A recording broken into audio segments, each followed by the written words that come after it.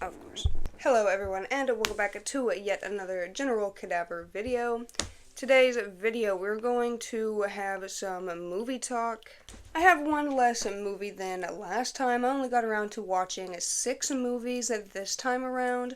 Mostly horror-related movies, horror comedy, slasher, thriller. One of the movies is also a little bit more on the comedic side, maybe the romance side. Not too childish or anything. We got a lot of good horror movies today, as well as some really goofy movies that I just went completely off kilter, off of where I thought they were going to go, just completely out the window.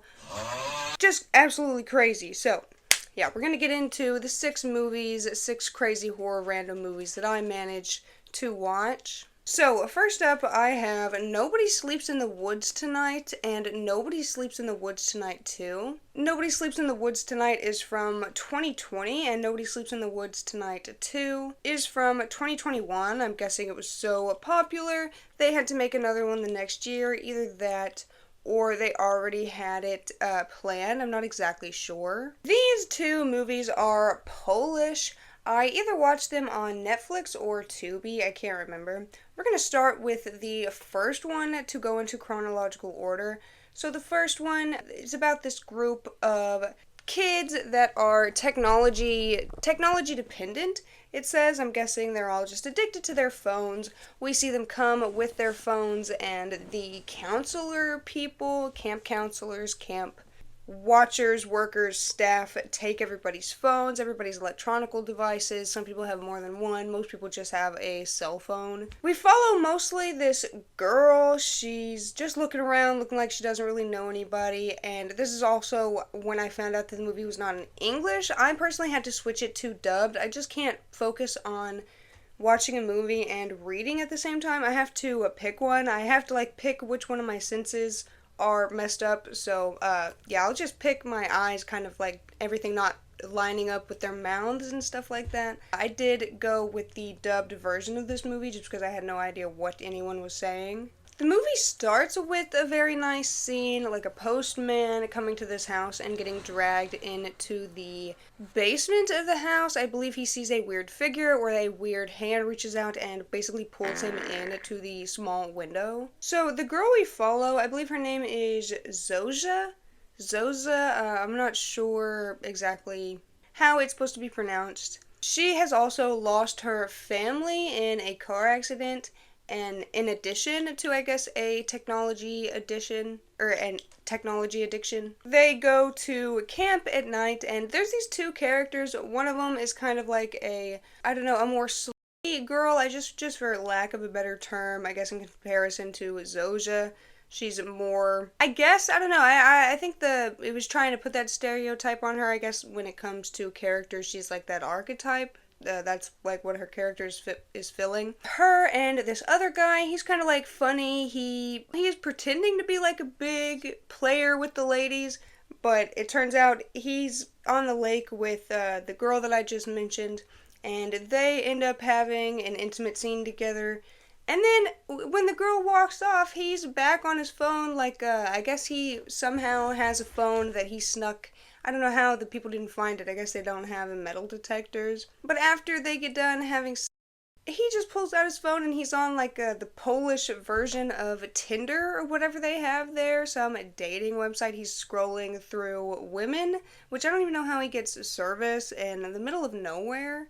And then he's there on the bank of the little river or whatever by himself, and we see this big, ugly, deformed creature come out of the woods. He's got these weird festering pustules and bubbles and boils all over him. He looks like he's been deep fried and ugly, and he just looks terrible. He comes out of nowhere. He Daniel, poor kid, just trying to look for ladies coming here to get off the technology. So yeah, everybody realizes that he's missing. They go to try to find him, and they end up stumbling upon this cabin, and I believe the creature comes. He attacks, I believe, one of the characters, although some of them are able to escape. Oh yeah, they find the postman who attacked them earlier. He's also living in the woods, I guess, trying to guard them or something like that. He's the one to tell them that there are two, not just one, but two of the big boily bastards running around the woods.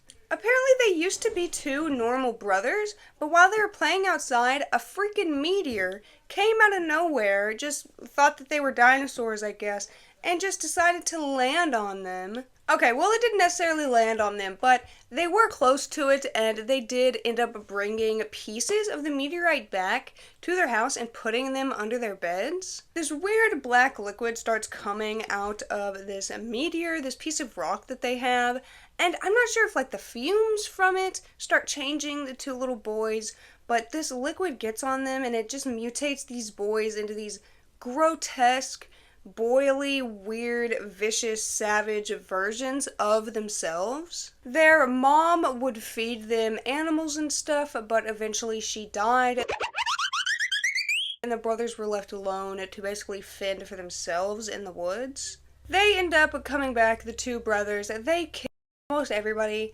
They kill everybody except for Zosha, and she ends up trying to go to the police. She finds a police officer, but the brothers end up the police officer, and she tries to run them over. However, I believe she dries off, and we see the brothers just get up.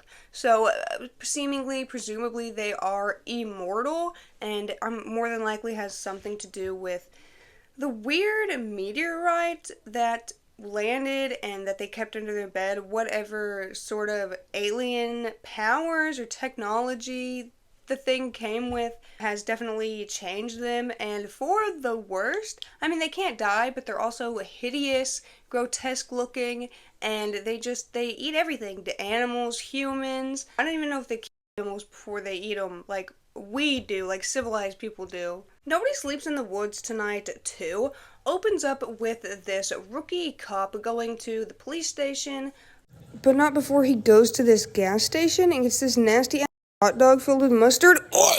Regular day in his life, and actually the two perpetrators from the first film are locked up in the jail. He's told by his boss that these two were responsible for a bunch of campers in the woods, supposedly, and we see that Zosha is there telling this guy that she's from like a neighboring town, and these two men were responsible for all of her friends, people she knew, and people in the other town. The police chief agrees to go with Zosha to the cabin in the woods where she said all of these happened. Police chief actually eats this unsanitary dog. He leaves the guy, I believe his name is Addis, in charge of watching over the brothers and watching the rest of the police station. Him and Zosha go to the murder cabin, or the two brothers' cabins, and they're looking around. He has to excuse himself to go to the bathroom. I just farted. What the fuck? On live, though? And Zosha just, I believe, starts to wander around. She stumbles into their bedroom, and I believe she sits on their bed. She notices something, I believe. And what ends up happening is the meteorite, I guess maybe sensing a human presence like it did with the boys, opens up and releases the black liquid again, and unfortunately it does infect Zosha.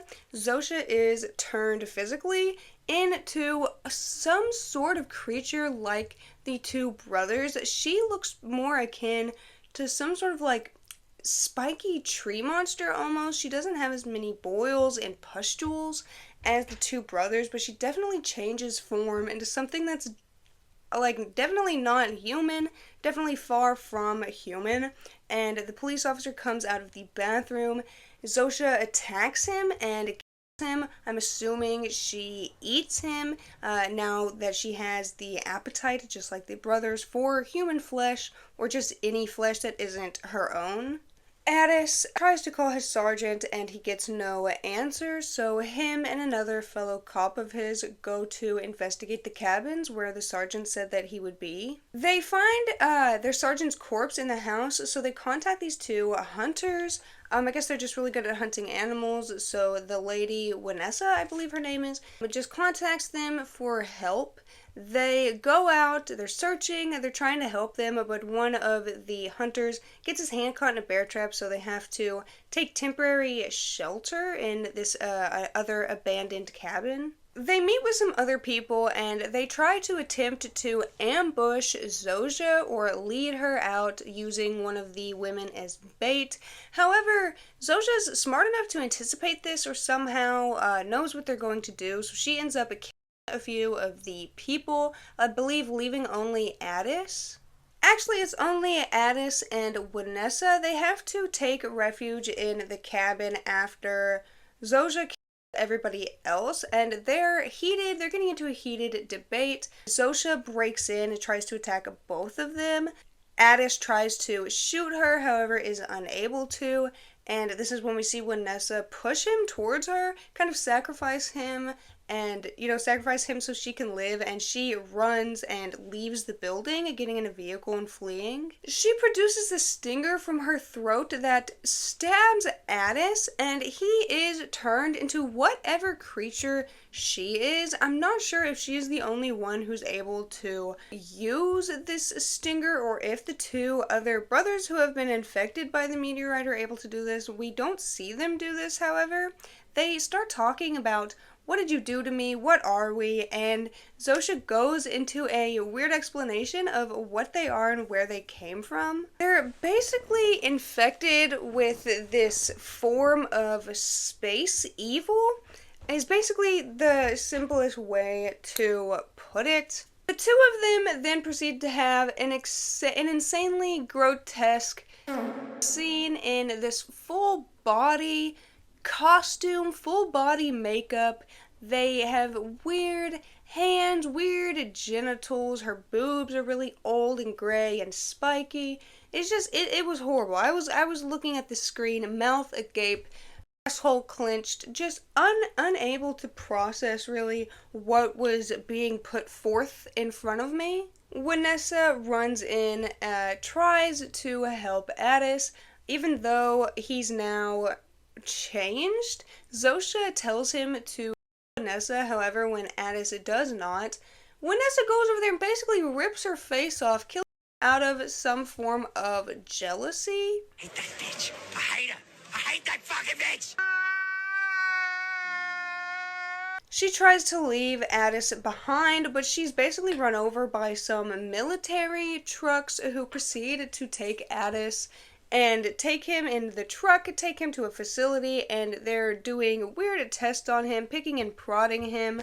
Somebody had a grenade. Ariana grenade. That didn't go off. I believe it was Vanessa, possibly. Somehow, the two brothers, they open their cells and try to get them to escape. However, they don't budge. The brothers are just chilling in the police cell. I don't know if they realize that they're just causing too much drama or what. Something happens and they accidentally end up activating the grenade, so the brothers blows them up. It blows up the police station. I guess any evidence of all this weird stuff happening that, obviously because Addis is taken by the government, there's going to be no evidence or no answers for what happened. The first movie was so much more grounded. I like the meteor plot point that the boys were turned into these weird grotesque monsters by this weird space infection, this evil space infection, but we just get too fantastical in the second one with Zosha turning, she made it to the second movie in human form. Why'd you have to go and ruin it? Why'd you have to go and kill her and change her? And now she's like the two boys, the two men, or whatever the grotesque things.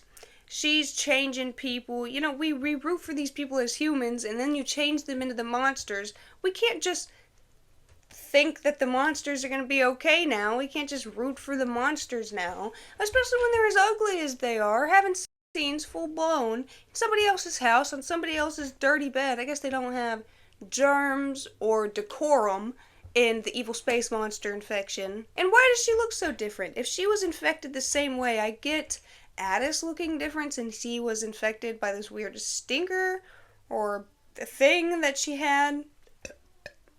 But I don't get why she looks different than the two brothers.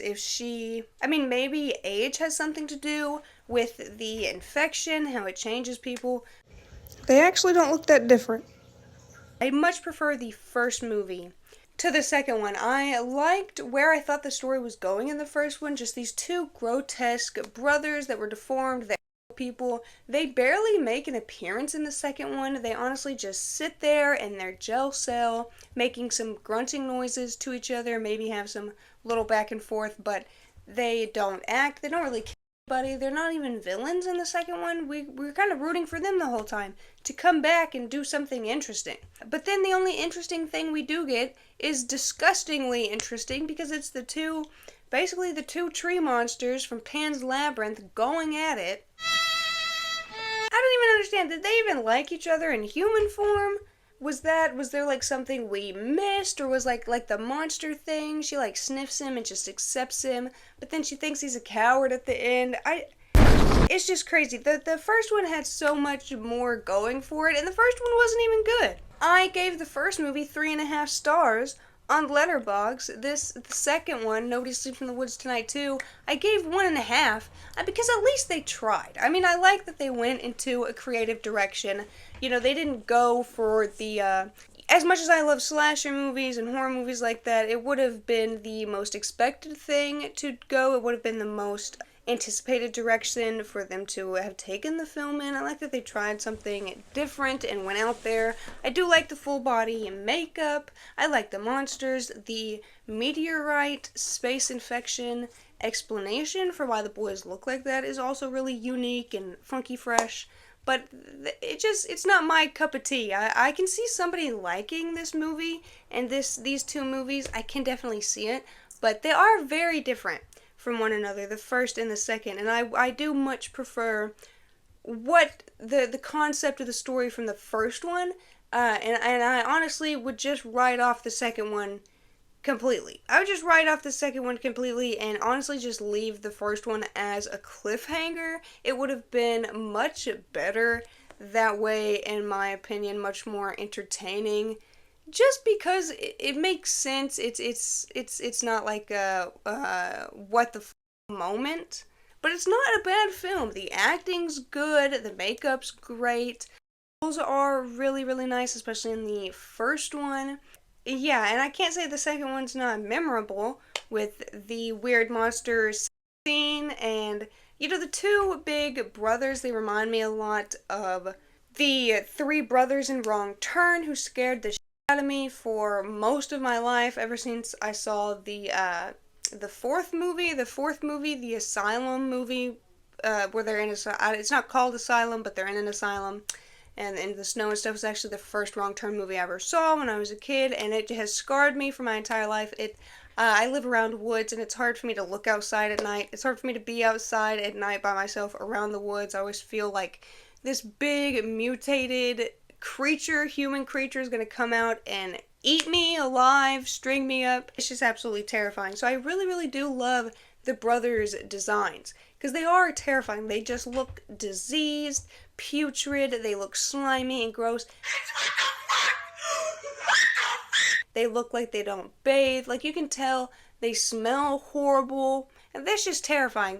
They're an affront to all the senses, all of the senses. So I would recommend the first one, but I'd say, unless you like really weird monster movies, or really weird alien movies, just avoid the second one. The second one has a lot less going for it than the first one. Next movie. The next movie that we're going to talk about is a movie called Dead End from 2003, only a year after I was born. This is a pretty good movie. I like this one's atmosphere. It's a little more low-key, boring of a movie, but it does make up for that in family, tension, dialogue, and some stuff that happens throughout the film. We start with this family in a car. There's a dad, a mom, a brother, a sister, and the sister's boyfriend. The sister's boyfriend's name is Brad. The sister's name is Marion. The dad's name is Frank. The brother's name is Richard, and the mom's name is Laura. So basically what happens is they're driving down the road, and I believe they make a wrong, well, not a wrong turn, but there's like a fork in the way, or they're debating which way to go. The dad decides to take a shortcut. Instead of getting on the highway, they're going to a family Christmas party or Thanksgiving party, and he usually takes the highway to their house. He's done it every year for the past 20 or 30 years, but this time he just wants to take a shortcut. He just wants to do something different. I don't even think he wants to go to the family celebration. They almost crash into this other car. They end up swerving out of the way, and both the cars drive away fine. He does park a little ways down the road. They're talking about the car, and they see this woman walk up to the window. She's wearing a white dress. Her hair is long. Her makeup is a little disheveled, and she's holding a baby. The woman is asking for a ride. However, Frank tells her that the car is full. Everybody's kind of spooked. Marion suggests that they should have given her a ride, although again Frank tells her, the car is full, like every car is full. What is she gonna sit in the trunk with her baby? That's not safe. And two, she's a stranger. Like, she looked kind of weird. Why was she talking like that? Is the baby even okay out in the weather? The baby looked warm. They're just talking back and forth, and obviously they don't want to pick up a hitchhiker, but Marion's just feeling a little bad for this woman and her child. They end up letting Marion walk behind the car, and they end up letting the woman in white get into the car with them and driving to a little cabin that they know is up the road. Apparently it's not that far ahead of them because they allow Marion to walk. I believe the mother maybe gets out and walks with her. That's why your chin like that, because you had did enough. When they get to the cabin, everybody gets out. Laura, I believe, was walking with the daughter. Frank gets out and maybe goes into the cabin. Richard goes into the woods for some reason. Okay, it's because he's going into the woods to goon. I can't even show you the rest of this picture, but he puts it on the tree with his gum. Look at his face, and he's got his pants around his ankles, just jorking it in the woods. Brad is left alone in the car with the woman in white. He is just, I guess, fed up with the silence. He gets to chatting with her about the baby. Brad notices that the baby's face is quite covered up with whatever fabric she has him wrapped in, and he starts asking her, how can the baby breathe with its face wrapped up? Like, is your baby okay? The woman tells Brad he's dead, and he shows. I'm retarded? Get the hell out of my house! And she shows him the baby's corpse. He screams at this. He's obviously scared to see her carrying a baby and to realize she's been carrying a baby this entire time in the car with them. He's dead! The screams draw everybody back to the car. Frank and Laura. Laura actually was in the car. She wasn't walking with her daughter. I got a little mixed up. They all run back to the car to see what's happened, but Brad is no longer there, and the woman isn't either. The car is just empty. No baby, no woman in white, and no Brad either. We see Marion still on her way to the cabin when this hearse drives by, and we see Brad in the back window screaming and knocking on the window. Marion sees him and hears him. She tries to run after the car, but obviously the hearse is too fast for her, and she's terrified, obviously, seeing her boyfriend in the back of the car when he was just fine with her family. She manages to run ahead to the cabin and tells everybody, hey, I saw Brad in the back of this car. They tell her, we saw, we left the woman and him in the car, and now both of them are gone. We assume that the woman took him. The woman must have took him in the hearse and drove away with them, and Marion makes them get back in the car and drive in the direction that the hearse was going. They end up finding Brad's corpse in the middle of the road. He's badly mutilated. They obviously want to help them, but there's nothing they can do. Laura, the mom, she calls the police, but on the other line, or on the other end of the phone, someone's just begging for help. It sounds like a woman, and she just, she hangs up, says that the line was dead. She doesn't want to tell her family whatever she was hearing on the end of the phone. He also hits his son for no reason. They get in the car, they keep driving. Frank and Laura are arguing about how he dislikes her family and these family gatherings. There's also a baby carriage in the road, and they stop and get out. Frank gets out to investigate it. I think they get out of the car too, and somehow Frank is like sucked in with the carriage. He actually doesn't get sucked into the carriage. He was just joking around and he's fine afterwards. While Frank and Laura are standing outside of the car arguing, again, still about the family drama. Richard does end up getting got, though. He goes to smoke, and we see the woman in white come to him, make out with him, but she ends up biting his face off, literally, and we see the rest of the family see Richard in the hearse. They run after the car, and a little while later, they find Richard's body mutilated in the middle of the road, just like they found Brad's body. Laura also just seems really weird. She's starting to talk to herself, and she eats a whole pie that was meant for the family gathering. Say weird things. She's like really giddy about her son's death. She also Picasso's out a little depiction of her son, and she's just saying, things that you would say, but in an unnatural way of how somebody would actually say them. A bunch of crazy stuff happens. I think Laura ends up shooting Frank, which was supposed to be a gift for one of their uncles. He was only shot in the leg though, so he's fine. And she also apparently sees one of her friends. She sees a bunch of people lined up on the sides of the streets, and she jumps out of the moving vehicle while Frank is driving to go be with whatever friend she's seeing. This is in her mind, though. Frank and Marion do not see anything. They don't see anybody outside. They don't see anything at all. They jump out of the car to look for the mom, and she does come back, but she's got a big hole in her head, so she just falls over. I believe Mary and her father also talk about Marion's pregnancy and how she was going to break up with Brad when this was all over, when they got when they got back home after all the family hoopla and stuff. I can't remember if I don't know if she was going to tell Brad about the pregnancy, but I don't think she wanted him in hers or the baby's life anymore. They end up somewhere where they see the lady in white and she attacks Frank. For some reason, Frank ends up beating Marion into unconsciousness. I guess some sort of rage he was infected with by the woman in white. The dad gets got off of camera.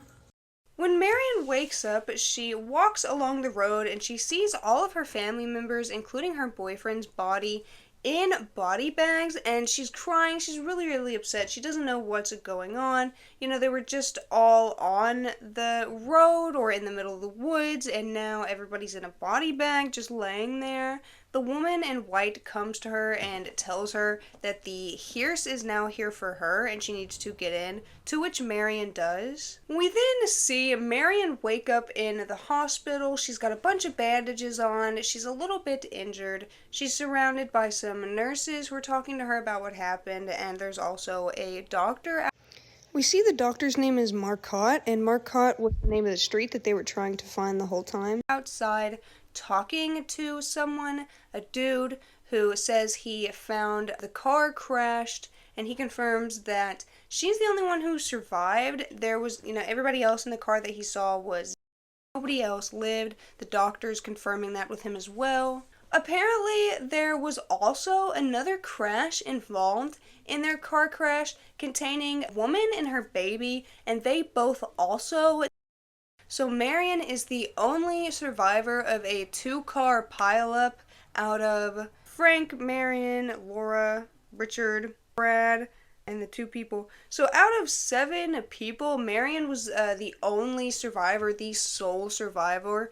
The rest of the 6 people all, including a baby, which is, I'm guessing, the baby that the woman in white was holding. I believe she gets out of the hospital and she's offered a ride home from a suspicious-looking car and man who's driving a hearse, it seems to be. We also see some people cleaning up the crash crime scene, and they find a letter that Frank must have written to Marion. I believe we see him writing this earlier in the film. The guys just crumple it up and throw it back on the ground. but I guess he just never had the chance to give it to her.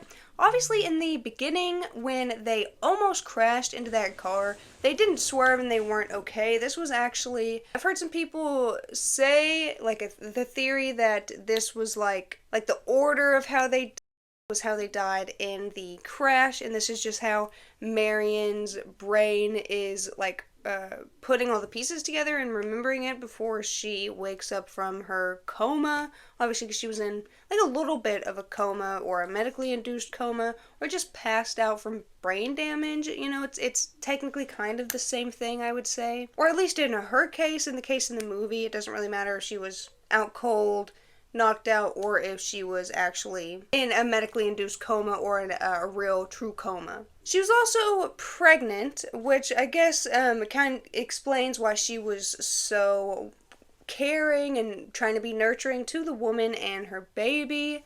You could tell she never liked her boyfriend. She didn't want to be in the car with him. She wasn't laughing at anything. He said, like, I think he was trying to make jokes with the other family members, but you could just tell she was done with him. She's also, like, making peace, being able to tell her dad and her mom about her pregnancy, which is something that she's not going to be able to do now that her family is.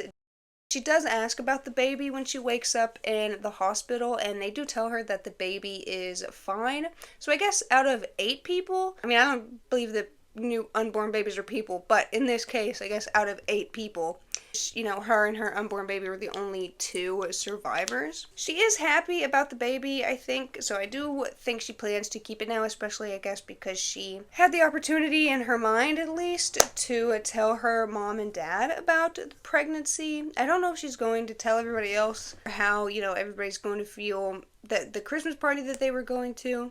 It's crazy that all this happened because he wanted to take a shortcut. Like, it just goes to show, sometimes you just gotta do the hard stuff, because trying to take the easy way out can harm you in a lot of ways. Get your fucking ass up and work. It's crazy that this is how her brain interpreted, like, after the crash and stuff. I feel like this is like one big dream she's seeing in her head while she's passed out, right before she wakes up, how her brain is turning everything. I've heard some people theorize that it's like their spirits, you know, in the afterlife. This is like the limbo, like between heaven and hell, before she goes to her body and everybody else goes wherever they go, probably heaven. They seem like pretty good people. It was also creepy seeing the mom, like, talking and waving to a bunch of, like, people alongside this really dark foresty road and nobody being there. It was creeping me out and it was creeping the people in the car out. Imagine being in that car and like being in a car with somebody in a dark road and they're just waving to people that aren't there, talking about how they see people they know, jumping out of the car when you're going like 60 miles an hour trying to meet them. It was pretty crazy, but I really enjoyed it.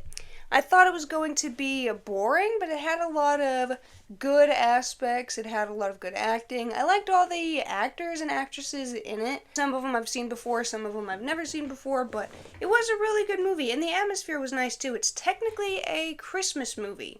I would say you could watch it every December, add it to the watch list in December to get some cozy vibes. They all wear cozy outfits. I can't remember if there's snow and stuff in the movie, but you could definitely tell it's part of fall. It's like colder weather. So I definitely would recommend this movie. I gave this movie 3.5 stars.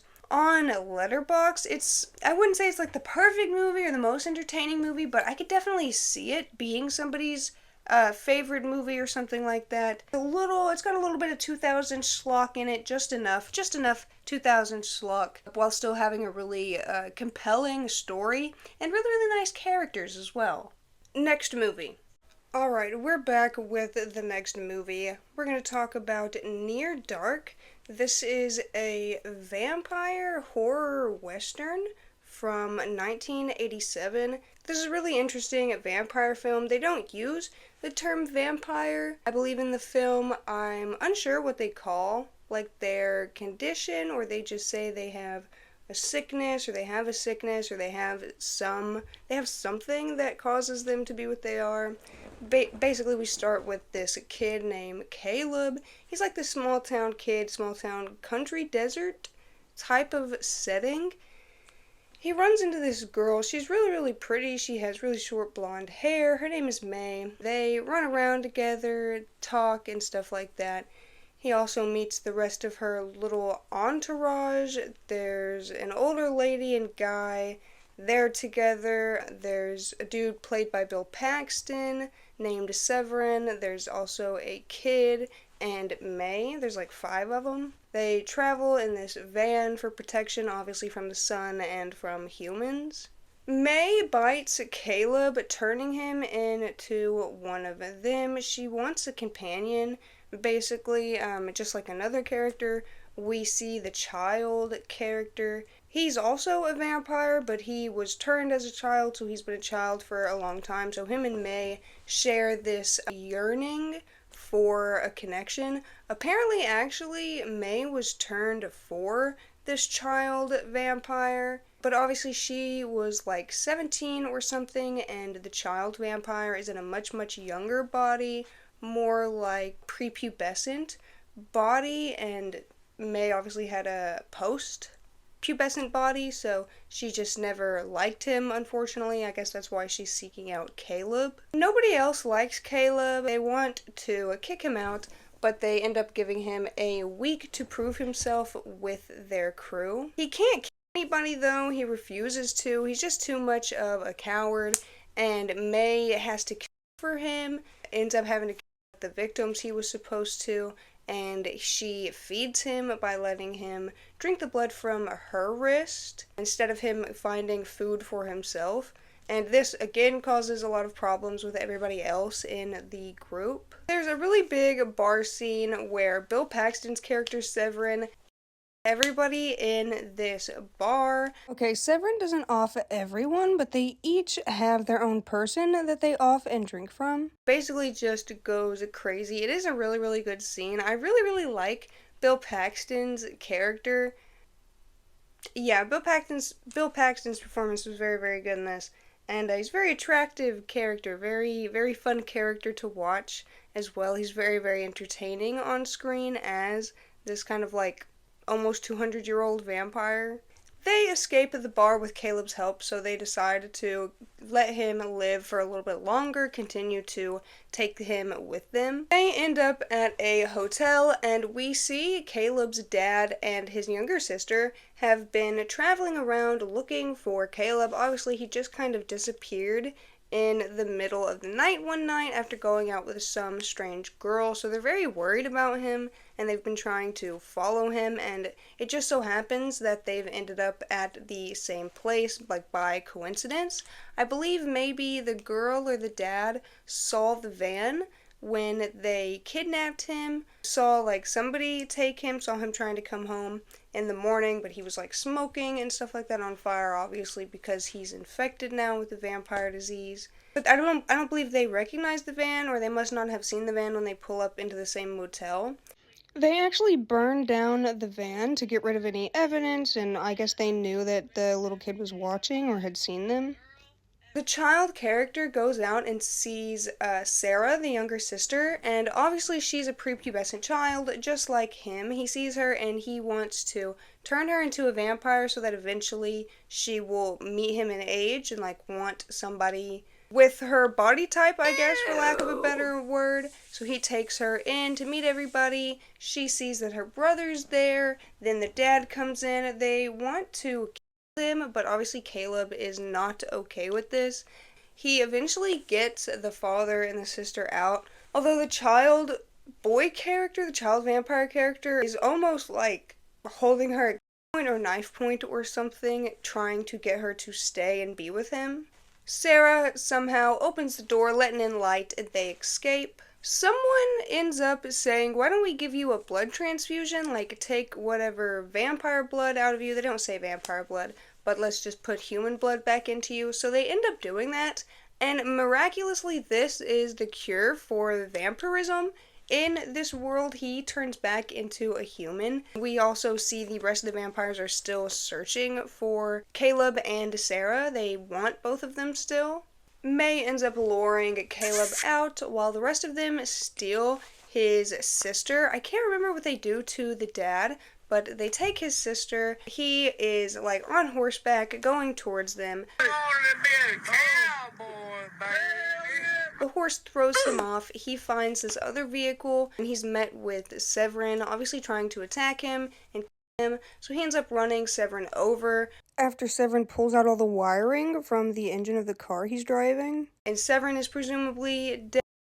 May tries to save Sarah. She's like running out in the daylight with her flesh burning and hands Sarah over to Caleb.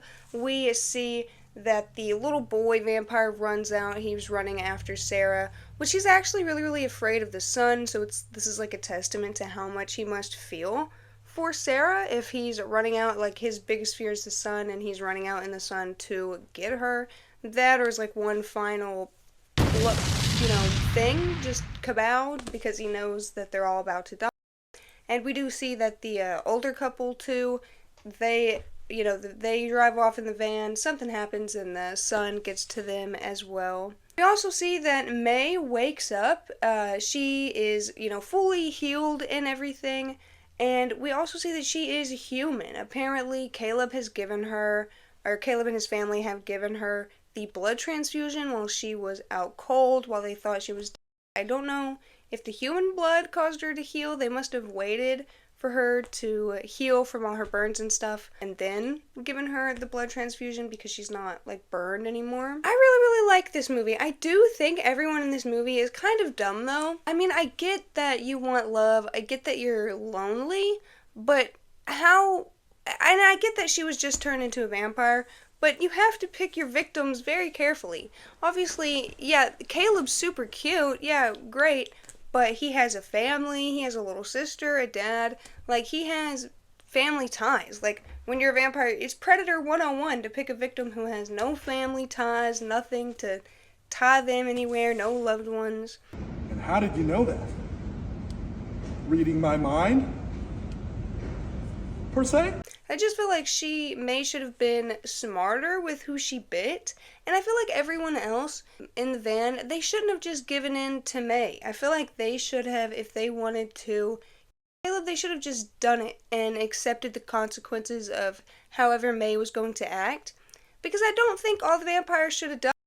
I don't think they were bad people. That's the thing about this movie. None of the vampires were bad. They just made the mistake. May made the mistake. One bad decision led to all of them dying because May wanted a companion. And I can't fault her for wanting a companion, but I do fault her for just the way she went about it. She keeps saying that she wants somebody to share the lights with. She's looking at a blank black night escape, and she's like, oh, it's so beautiful, it's so bright, the noises, and Caleb's looking around huh?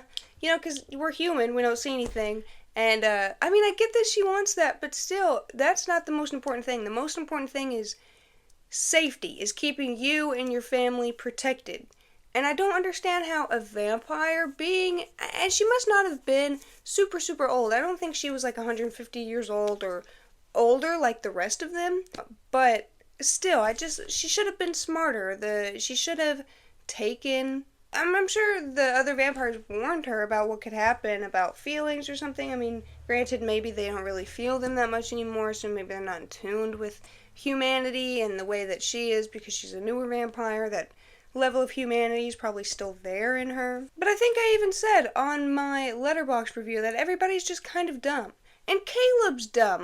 You could have been a vampire and still said hi to your family every now and then. You didn't have to leave your family just because you're a vampire. Or you could have just went back. I get that she bit him and he couldn't have just gone back to the house. Maybe he could have just gone back to the house. They should have all just had a conversation where he went back to the house, had his blood transfusion, and everybody else went and been vampires. May didn't die, but I feel like the rest of the vampires shouldn't have either. Severin shouldn't have. The child vampire. I mean, granted, he was a little weird trying to get another child into his mess. We get it, dude. You're cursed, but you don't need to bring other people into your curse. Wah, go cry about it to yourself that you're lonely, like the rest of us do, We don't try to drag other people into it. But yeah, so maybe he could have. That's fine. But the other two, Diamondback and Jesse, the girl's name was Diamondback and the guy's name was Jesse, I don't think they deserve to die. I think they deserved better. Caleb and May lived. If anything, Caleb and May should have. May basically did this. She's basically rewarded in the end for messing up. But maybe that was the whole point. Maybe she was going out to seek a human because she wanted that humanity. But then why is she happy? Well, she does say that she's scared. Now that she's a human, she does, when she wakes up, she says that she's scared. She's never going to see whatever lights and sound, hear whatever sounds she heard when she was up at that mountain thing looking over at the nightscape. Like, she's never going to see that again. Maybe that's what she wanted the whole time. Maybe she was just trying to convince herself the whole time that she liked being a vampire. I gave this movie 4.5 stars on Letterboxd. I could have honestly maybe given it 5 stars, but it annoyed me a little bit. Just how the characters didn't, I don't know, they weren't so action heavy. And I get, being so old, maybe they're just comfortable and they've never had, like, such a scare with their livelihood and stuff. There's a big old squirrel flapping his tail. But still, I think everybody in the movie could have been a little bit smarter, and I don't necessarily like how Caleb and May get rewarded for ruining a whole family. Because I liked the rest of the vampires. I feel like they weren't bad people. They're just animals. They need to eat too. We and cows every day, when we eat the products that come from that. So they're basically just like us. So I don't think they should have been punished for their ways. But I do highly recommend the movie. I mean, all the performances are good. There are some good actors and actresses. Obviously, Bill Paxton's in it. And his performance, obviously, by itself, is just outstanding. I love his character. He's very eccentric. Not necessarily flamboyant, but he's just out there. He's just extroverted, it's very nice to see. If you hear something chattering, there are some squirrels outside my window that are yelling at something, so there's not really much I can do about that. But the next movie we're going to talk about is an actually really, really good horror movie, sort of a ghost psychological thriller horror movie. It's about a mirror. The movie is called Oculus. This movie is from 2013, and it's like co-written, directed, etc. by Mike Flanagan, who has a lot of really good movies. His wife was in Hush. I'm not sure if he directed Hush or wrote Hush or whatever. I don't think she's in this movie. She might be. She might play one of the ghosts in Oculus, or one of the wives or something like that. It's basically told in 2 different stories. So we get flashbacks a lot throughout the film of stuff that happened to the brother and sister main characters when they were children. Basically, these 2 kids, their dad gets this antique mirror and he puts it in their house and they like it. We cut to them. The brother's older, he's just gotten out of a mental hospital. We see that the sister wasn't in the mental hospital. Something happened to their parents, and she has managed to find the mirror and get it to be brought to their house. Somehow she got it into her house. The reason she's able to get the mirror is because her and her boyfriend both work at this antique thing, and the mirror happens to be there. And she's taking her little brother, apparently when they were kids, before he went to the mental hospital. They promised each other to meet each other and to get the mirror, destroy the mirror for what it did to them and their parents. She has the mirror set up, and also she has this really heavy weight on a pulley system designed on this timer to go off, and the weight will fall and crash into the mirror. But she also has cameras everywhere all over the house because she also wants to document some of the mirror's powers, its influence, because she believes it has something to do with what happened to her parents. So she wants to prove that as well as destroying the mirror. She doesn't just want to destroy the mirror. She wants to prove to everyone that, her brother's innocent, her dad's innocent, just everyone is innocent. Everything that happened was because of the mirror. Basically, one of the things that the mirror does is there's this woman that comes out of the mirror, and she basically seduces the husband of the family, the girl and guy, or the boy and girl's dad. One of the little girl sees him with her. She ends up telling the mom, and things just spiral from there. I believe the dad becomes Mom just becomes withdrawn. You know, she stops taking care of herself, stops taking care of the house and the food and the kids. This is when the mirror first got there. He's not entirely happy, but you can see beforehand they were super, super happy, and now there's not even a drop of food in the fridge because neither of the parents are taking care of either kid. Mom tries to break the mirror, but the mirror fully takes over her when she does this. The dad is basically keeping the mom chained up. The daughter discovers this, and obviously they don't like it, and no one is being cared for. The mirror is basically possessing both of her parents. Both the parents end up attacking the children. However, the dad the mom before she's able to hurt the children, and then he turns the on himself. Well, he doesn't technically kill himself, but he gets the son to him, and I guess he's standing in front of the mirror, and it ends up shooting the mirror as well, slightly breaking the corner of it, or slightly shattering part of the corner. Tim sees some weird stuff going on with the cameras and the footage in the house, so he starts to believe what she's saying about the mirror and starts to take her more seriously. The only reason he believes her is because they are arguing and they go out of the room and they're arguing, but then when they turn back, they see footage of them while they were arguing and they turned the cameras to look at each other and stuff, so he has to, like, obviously say that the mirror is controlling them. He obviously didn't do that on purpose. Some more crazy stuff happens. One of the scenes, she ends up biting into a light bulb. You know, the glass shatters everywhere. You can see her eyes. She's terrified. Come to realize it's just a hallucination from the mirror. She was actually biting into an apple that she was eating previously and had set next to a light bulb because they were doing some repair, or not necessarily repairs on the house, but some of the lighting went out for one of the cameras, so she was replacing it with other light bulbs. She also accidentally ends up her husband her fiance by hitting him in the neck when she thinks that she's stabbing a hallucination. I guess the hallucination just got too real for her, or it was trying to harm her to the point where she forgot, like, hey, everything, you know, the mirror's gonna do whatever it can to trick us, because that's what she was telling her younger brother, and she knew that basically by studying the mirror, whatever, seeing the stuff on the TV screens that it could do. Basically, they had seen themselves doing actions that they didn't do, typically because they're lost in their own heads. The mirror basically makes them see hallucinations of when they were younger, or just different things, different settings, scenarios around the house, so they can never trust their senses. I feel like they were on guard, but I guess the mirror is just too good at tricking people's senses, tricking people into letting their guard down and trusting what they're seeing. They end up seeing other stuff. They go separate ways. They go outside, or they end up outside trying to figure this out, and they see themselves in the room. So they go back in the house, and they somehow get separated, but we see that they're seeing two different things.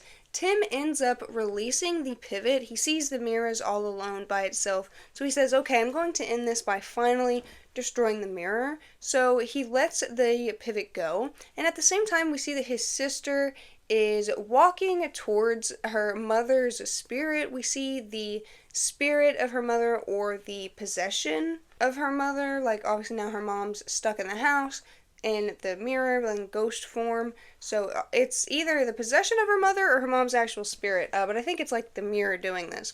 We see her walking towards her mother's reflection, basically her projection. We hear the pivot snap, and we see the girl's head just smash into the mirror, and the mirror, I believe, doesn't break. The mirror is still whole. And we see, obviously, Tim, the brother, is just sad. He's just like, oh my god, what did I do? Because the mirror was making it to where he did not see his sister there. He saw the mirror as clean and clear, but when he goes, his sister's face is all smashed against the mirror. She's got blood coming out of her mouth, out of her eyes, out of her ears, and she's obviously a goner. Like, she's obviously, you know, you can't go and they can't stitch up the brain tissue and make it better, so she's obviously a goner. And the police pick him up, and he goes right back to the loony bin, and he's, again, just like when he was a kid, both of him, I think her name's Lacey, the sister, and Tim, the brother, both of them say, hey, police, the mirror did this. The mirror was causing Mom to go crazy, which caused Dad to go, and I had to shoot him. They took him to the loony bin in the first place because he was the one to shoot his dad, and now he's the one to technically kill his sister. But it was obviously the mirror, but nobody believes him. Nobody believes that it was the mirror, and the mirror probably just goes back into auction just for somebody to find it. I might have to take a break and play with this girl. She is wanting my attention. This is the gizmo. What was I saying? But yeah, he's trying to tell the judge and stuff that the mirror did it just like the mirror did it when he was a kid, but no, he goes straight back to the loony bin, and everyone's disappointed. Everyone was so happy when he got out of the loony bin. They thought everything was going to be okay. I feel like no matter what they would have done in this situation, though, the mirror would have gotten them. Like, I feel like if she had spent her life not chasing the mirror, or the mirror would have found its way to her, because I feel like the mirror likes whatever, I mean, it likes luring people in. The mirror is evil. We don't know where the mirror comes from. We don't know anything about the mirror. Apparently this maybe was based on a short film or something. I could be wrong about that. I read that somewhere, I believe. It's a really, really good film. It keeps you guessing. It keeps you on your toes. You basically fall into every trap with the mirror. It's really, really hard to distinguish what the mirror is doing to these people and what they're actually doing. It's just as hard for us to distinguish as it is for the characters. It's got a lot of good visuals, especially the visual with the light bulb and the apple. That was so tense, and it's such, not like a primal fear, but it's such like an innate fear. Something happening to your teeth, biting into glass. Obviously the sounds too, the crunching, hard sounds that you hear basically make your teeth hurt because you can hear that it's hurting someone else's teeth, like the character's teeth. It was just really, really scary. Obviously, you can see her like tears falling down. It's a really anxiety-inducing scene. And I really like a lot of Mike Flanagan's work. He does use a lot of the same people in a lot of his stuff, but they are a lot of good, talented people that he uses, so I can't blame him, honestly. I really want to delve more into his work. Although I'm not the biggest fan of possession and ghost films, just personally, but this is a really, really, really good, almost perfect, in my opinion, ghost film, also while having possession films, but there's not a heavy emphasis on God or exorcisms or anything like that. It's more just focused on, the characters' turmoil, the family turmoil, and there's so much mystery. It keeps you guessing. Is it the mirror? Is it the people? Obviously, I guess it's the mirror going in the movie Oculus, it's the mirror, but it does make you second guess everything that you see in it. And obviously the film too, it's so sad what happens to this family. Bringing in one mirror caused this happy family with 2 kids, a mom and a dad who love them, they look great, they had a nice house, nice jobs. It just ruined them completely. Everybody ends up or the parents end up hurting each other and hurting the kids before they're, and then the kids end up getting separated. God knows what Lacey went through, not even being in a mental institution, probably being through foster care. Thank goodness she was so determined on finding the mirror again, or else she probably would have never went to school or whatever, got a good job to become the career person that she is, have the career that she does. And Tim seems pretty normal too for somebody who's been institutionalized. Obviously he wasn't crazy though, he was institutionalized on false premises. So you just feel bad for everybody. And then obviously Tim has to live for the rest of his life knowing that he accidentally caused the death of his sister. Even though he was just trying to help, he did ultimately cause the pivot to hit her in the head. He's got to live with that for the rest of his life. And nobody ever is going to believe him that the mirror is cursed unless it happens to them. But of course then nobody will believe them. They'll probably end up too, just like most of the people in this film. So it's a very bleak and very sad film, but I like that. It's very realistic. Most people's lives don't have a happy ending, so why does every movie have to have one? So the last movie that we have to talk about today is a movie called The Skeleton Key from 2005. This movie stars Kate Hudson in it. I remember seeing a few movies with her in it as a child. The movie starts off basically with Kate Hudson's character Caroline. She works at this old folks home, but she doesn't like the way that when patients of old age and stuff, sometimes their family just doesn't come to get their stuff and doesn't care about them, and she has to throw away this old man's stuff that she read to in his final moments when he passed away. She throws away his stuff in the dumpster and sees it filled with so many other things that belonged to people who just nobody cared enough to come get their stuff. So she's talking to a friend of hers named Jill, and she's just saying, you know, I saw this job opportunity, I heard about it, taking care of some old dude in the woods in Louisiana. I think I'm going to do that. It just seems so much more personal.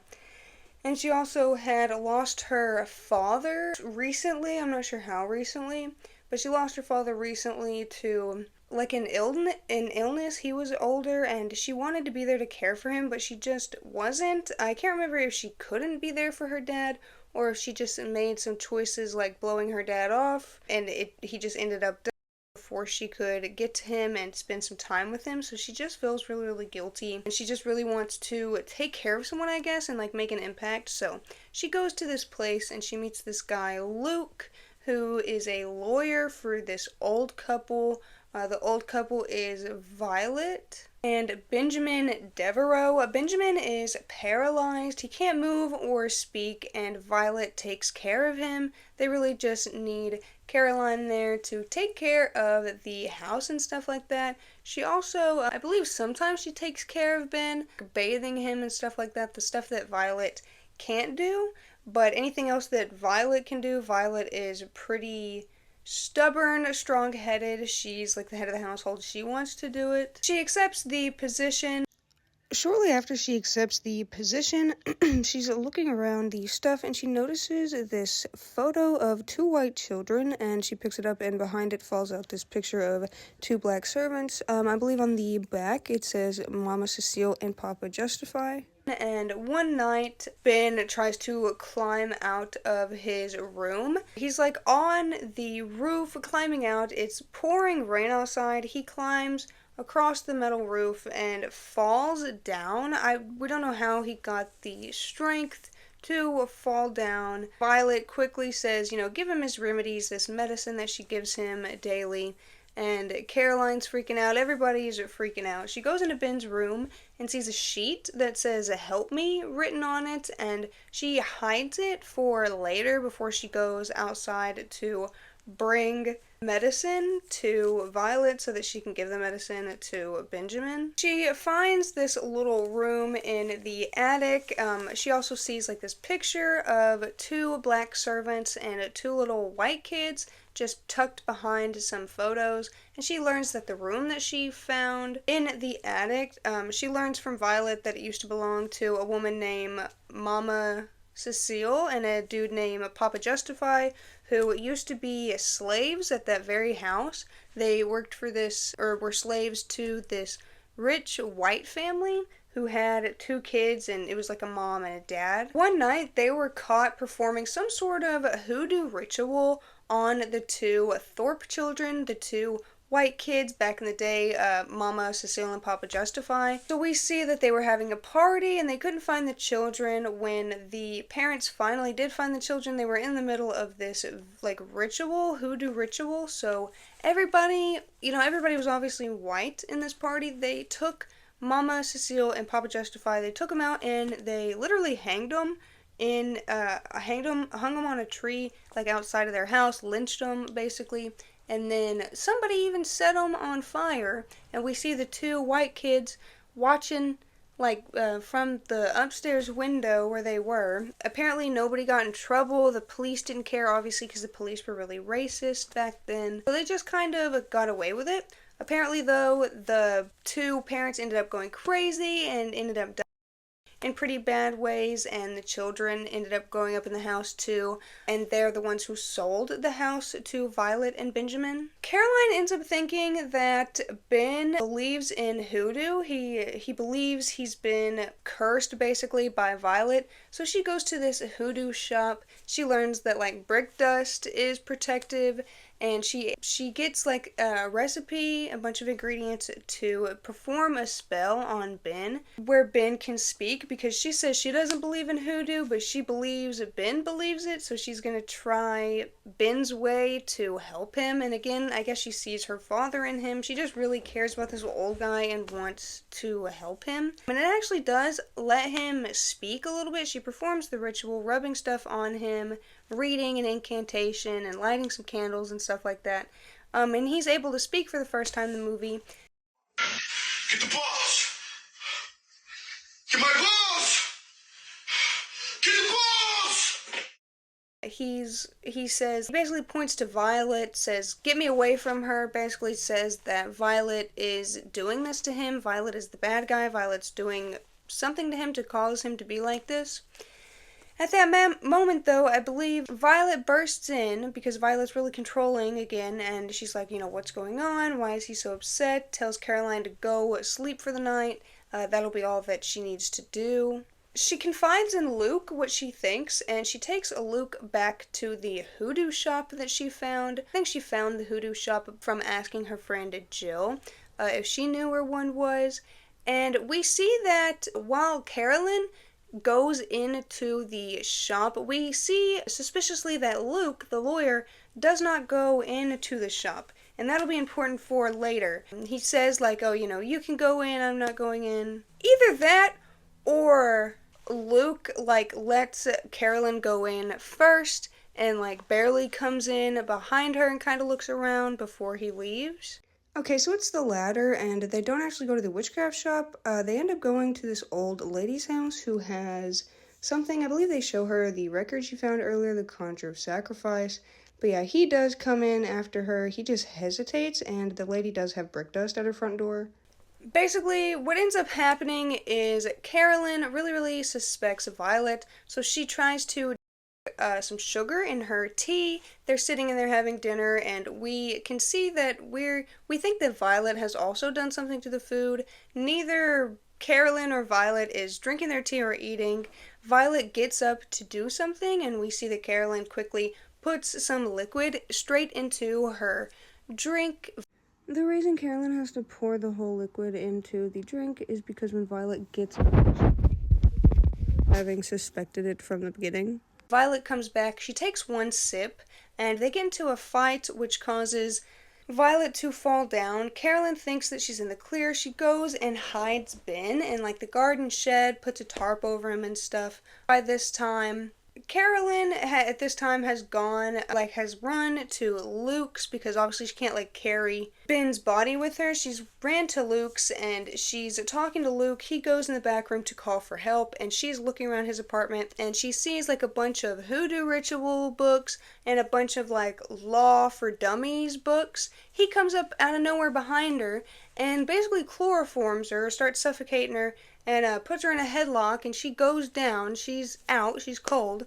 And he ends up taking her back to Violet's house. We see them drive in, and he's basically dragging her into the house. Violet also blows something into Carolyn's face, so she's dizzy and kind of out of it for the rest of the movie, not being able to necessarily see straight. She tricks him into getting a photo of her father for her, and then she runs into the kitchen or something where there's brick dust, and neither of them can pass. Something happens where she runs upstairs and she pushes Violet down the stairs or over the ledge. Violet basically breaks both of her legs. It looks like they're both broken. Her ankles or something. Her legs do not look good, and she's crawling up the stairs.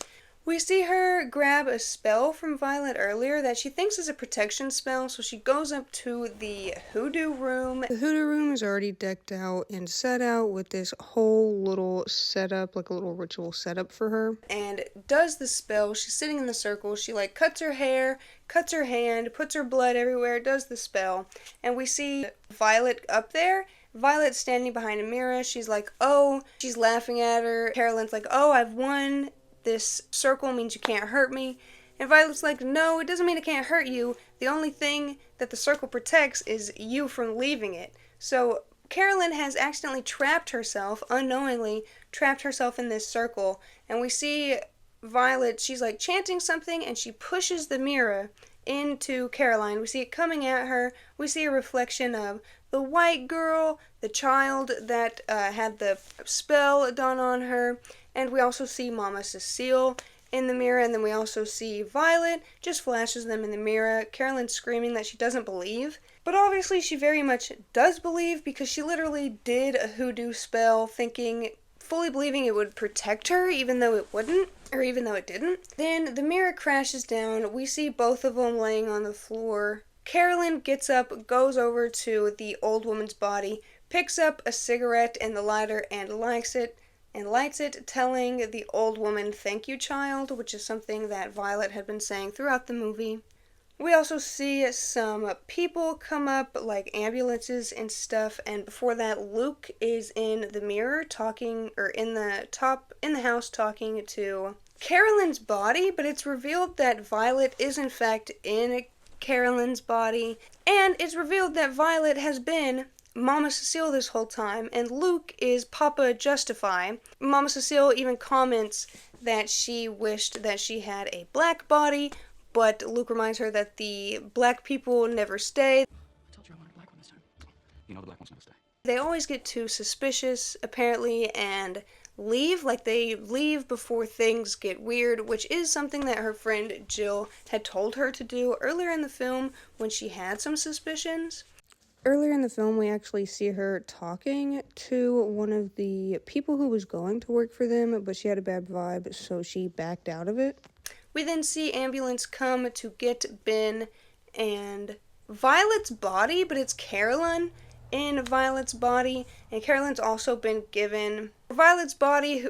Carolyn has also been given some of the remedies that paralyze them. It turns out the remedies that she was giving to her husband was not good medicine. It was actually to paralyze him and keep him from moving and stuff like that. So now she has the dose in her, and we see the ambulance take them away. Jill has also arrived, thinking that Mama Cecile is Caroline, obviously because she's in Carolyn's body. And we also see that Mama Cecile has a spark in her eye, like she wants to get Jill's body.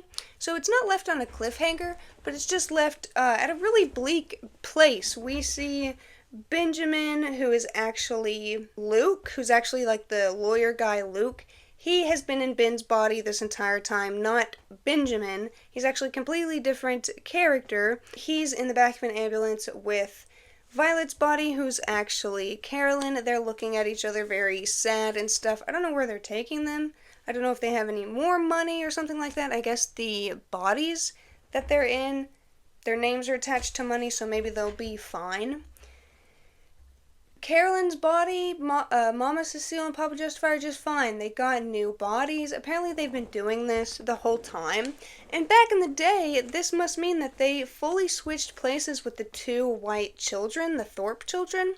So Mama Justify and Papa Cecile, or Mama Cecile and Papa Justify weren't even lynched. The white people actually lynched their own two children because at this time, the ritual was complete. They came at the end of the ritual. They thought they came at the beginning of the ritual, but no, they came at the end of the ritual. And the children and the adults had already switched places, so they ended up hanging their own children in different bodies and setting their children on fire, because they set them on fire when they were hanged. So that's also crazy. They'll obviously never know, or maybe they did, because apparently they had a lot of problems, the Thorpe family, after this, their fortune and stuff, obviously with the parents. So yeah, it must have drove them crazy. Maybe the realization that they had inadvertently their own kids. I gave this movie 5 stars on Letterboxd. It's just got so many plot twists. It has a really good mystery story. There's a body swapping, everything's done so correctly. You suspect everybody, but you don't suspect some of the people that you should suspect. It's just a really, really good movie, and I definitely recommend it, especially to people who like sort of ghost films. It's sort of like a ghost film while also having witchcraft in it, which is something that I really like. It's very realistic witchcraft, and I like hoodoo being taught specifically. It was like, hoodoo is basically traditions of North America mixed in with African slaves who came over and brought like voodoo and their like natural home practices, and they intermingled, creating hoodoo. They live in Louisiana, or the movie takes place in Louisiana, and apparently that's like a big hub for hoodoo. Even in the movie it shows like a bunch of, well, basically a bunch of hoodoo practitioners, like hoodoo shops and stuff like that. So I really like the witchcraft representation. Witchcraft is super old, and I like that they're very respectful to it in the movie. It's not just a bunch of like hoopla or making fun of it or downplaying it. They use it really, really well. All the acting is really good too. Even Ben, who gets like one line and can barely move throughout the movie, he's very good at acting paralyzed and uncomfortable and in pain. And Kate Hudson did really good too, obviously having to portray her character, and then at the end portraying a little bit of Carolyn's character. It starts a little slower in the beginning, but once you get to the part where she's taking care of Ben, interacting with Violet and stuff, the movie really gets going by that point. And I definitely recommend it. This is definitely a hidden gem from the 2000s. I've seen a few people talk about it on TikTok. That's how I found it and put it on my watch list to watch it, and I'm very thankful that I got around to watching it, because it is a really interesting movie, really good. I don't see too many movies done like this one, or with like such realistic and such a serious tone with the witchcraft and the ghosts and the body swapping and stuff like that. It's done really well, so I definitely recommend this one. Okay guys, thank you so much for watching today's video. I really hope you enjoyed it. All of these movies are the ones that I got around to watching in September. Next we're going to do October. We got November, December, January, and we're in February right now, so we'll see what movies I get around to watching. I put them in order of my least favorite to my most favorite that I watched in September, so you get the weird schlocky movies at the beginning, and the deeper you get into the video, the better the movies and recommendations get. Huge thank you to those of you who stayed until the end of this video, and a huge thank you and kiss to my Patreon members. You will see your names on the beginning and the end card of every single video on this channel. Make sure you check out my description box for my Patreon, Mercari, Depop, Cashapp, and Buy Me a Coffee, and all the other ways to support me. Make sure you're following me on all my other social medias. You can go ahead and find links to those in the description box. Make sure you're following me on TikTok. I post a lot of stuff there, and I almost have 1,000 followers, which I would like to start getting paid from TikTok, so fingers crossed. Make sure you're following me on TikTok for sure. If you're not, it's probably General Cadaver or Juicebox for Vamps, like usual. Those two usernames on everything, and you should be able to find me. Also, check out my shirt. This is SpongeBob screaming. This is like the painting, the Scream, but instead of the little weird ghost face looking guy, it's SpongeBob screaming. I really like this shirt. I keep it in my closet. I try not to wear it too much. I'm scared that it'll get messed up in the wash, but I love this little graphic of SpongeBob. I think it's so freaking cute, and obviously it's one of the best paintings in the world. It's actually my mom's favorite painting, so it's a painting that I really think of fondly when I do think about it. I'm also almost finished with my Chucky 2 script. I know it's taken me forever. I have to write like 10 pages of notes. Maybe I don't have to though. Maybe I could just, I don't know, watch the movie while I'm making the video. I don't know. I'm gonna have to try something else that doesn't take as long as it does for me to write these scripts. But yeah, I'm almost done with that script, so you can expect a Chucky 2 video sometime soon, within the next 2 to 4 months, I'm assuming.